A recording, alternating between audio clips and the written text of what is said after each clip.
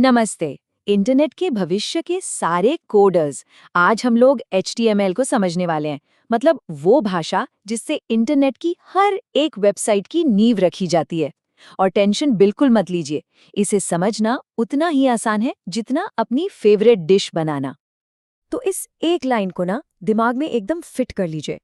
अगर कोई वेबसाइट एक इंसान है तो HTML है उसका कंकाल, CSS है उसके कपड़े और जावास्क्रिप्ट वो है उसका दिमाग। आज हम वो कंकाल बनाना सीखेंगे और यकीन मानिए ये बहुत ही मजेदार होने वाला है। ठीक है, तो चलिए अब इसमें थोड़ा और अंदर चलते हैं। ये HTML आखिर है क्या भला? और ये किसी भी वेबसाइट का ढांचा मतलब स्केलेटन बनाता कैसे है? देखिए, HTML का पूरा नाम है हाइपरटेक्स्ट मार्कअप लैंग्वेज।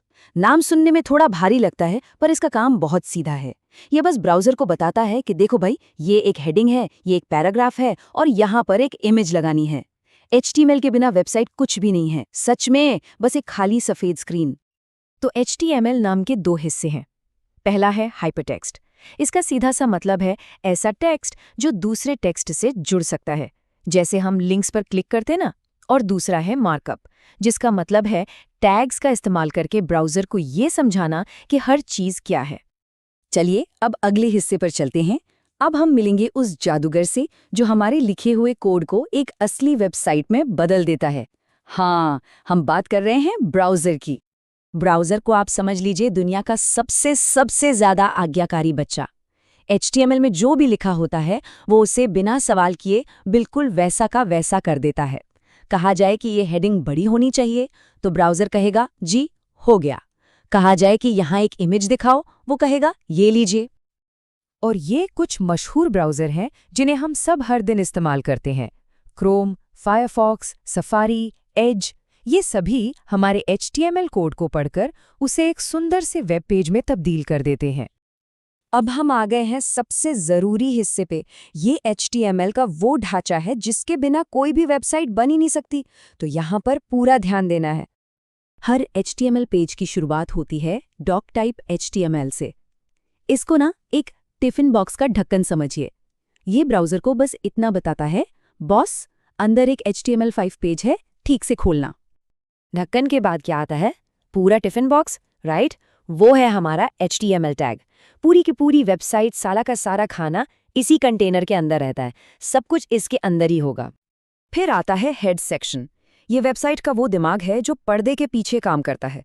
मतलब ये हमें स्क्रीन पर तो नहीं दिखता, लेकिन ब्राउज़र के लिए सारी ज़रूरी सेटिंग्स और पेज का टाइटल वो सब यहीं होता है।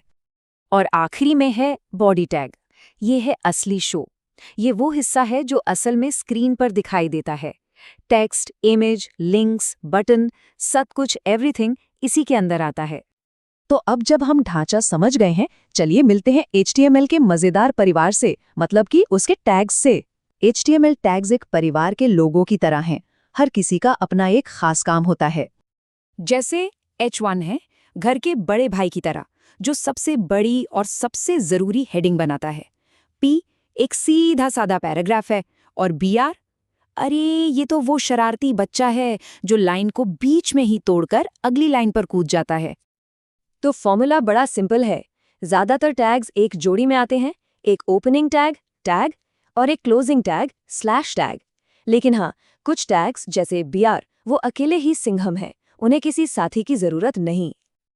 ठीक है, बहुत हो गई थ्योरी। अब समय आ गया है अपने हाथ आजमाने का और अपनी पहली वेबसाइट बनाने का। तैयार हो जाइए, क्योंकि ये जितना लगता है उससे कई ज्यादा आसान होने वाला है। बस इन 4 आसान से स्टेप्स को फॉलो करना है।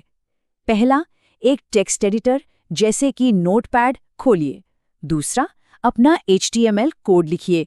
तीसरा, फाइल को .html एक्सटेंशन के साथ सेव कीजिए, जैसे index.html, और फिर बस उस फाइल पर डबल क्लिक कर दीजिए।